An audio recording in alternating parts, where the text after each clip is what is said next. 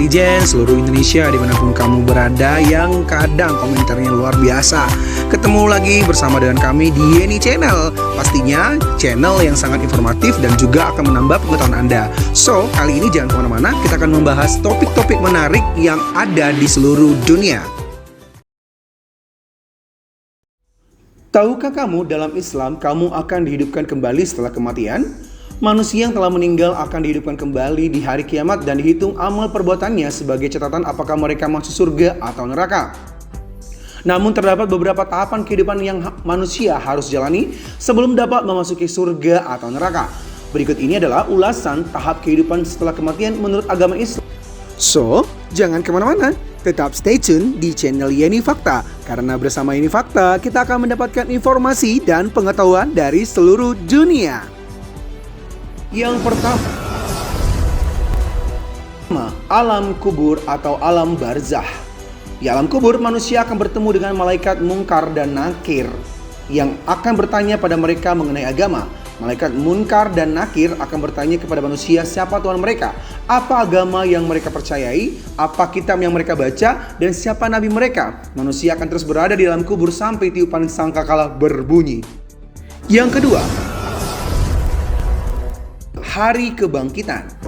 Setelah tiupan sangkakala dibunyikan oleh malaikat Israfil, dunia akan mengalami kiamat dan semua makhluk hidup di dunia akan dibinasakan. Kemudian malaikat Israfil akan meniupkan kembali sangkakala kedua yang akan membangkitkan semua makhluk hidup di dunia.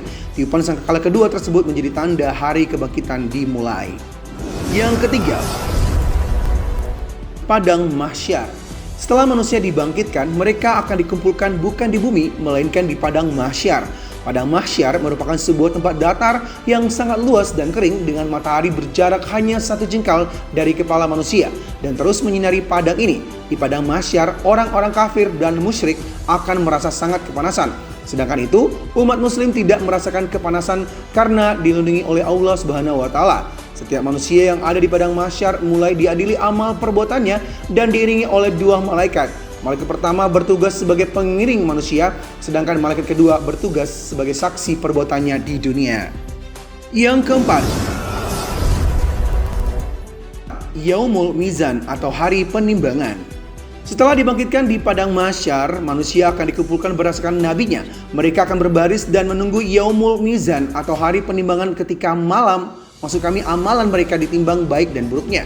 Jika manusia lebih berat timbangan amal baiknya, maka dia mendapatkan keselamatan. Sementara itu, jika manusia lebih berat timbangan amal buruknya, maka dia mendapatkan kecelakaan. Yang kelima, Yaumul Hisab atau hari perhitungan. Amal perbuatan manusia kemudian dihitung di Yaumul Hisab atau hari perhitungan. Hal ini tertulis di Al-Quran surat Al-Ghasyiyah ayat 25 sampai dengan 26 yang berbunyi, Allah berfirman, sesungguhnya kepada kami lah kembali mereka, kemudian sesungguhnya kewajiban kamilah menghisap mereka. Manusia yang sedang dihitung amal perbuatannya akan dibagi menjadi 2, yaitu hisap yang mudah dan hisap yang sulit. Berdasarkan hadis Ahmad, Rasulullah SAW menjelaskan apa itu hisap mudah. Berikut bunyinya. Kemudian dari Aisyah RA, ia bertanya tentang apa itu hisap yang mudah.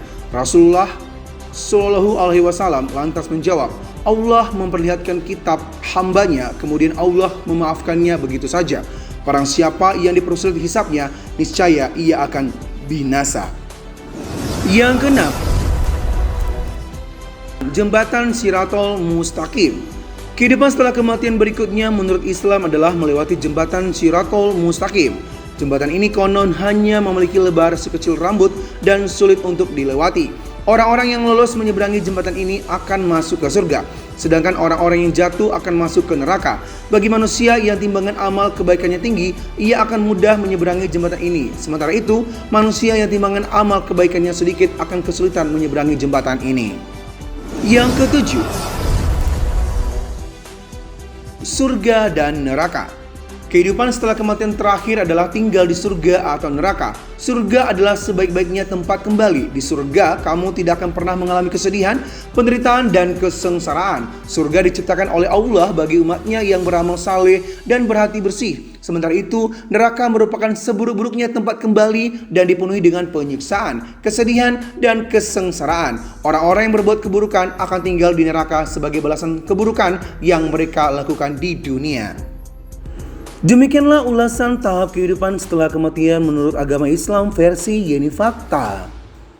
Semoga ulasan kali ini memberi informasi dan pengetahuan tambahan untuk kita semakin lebih baik.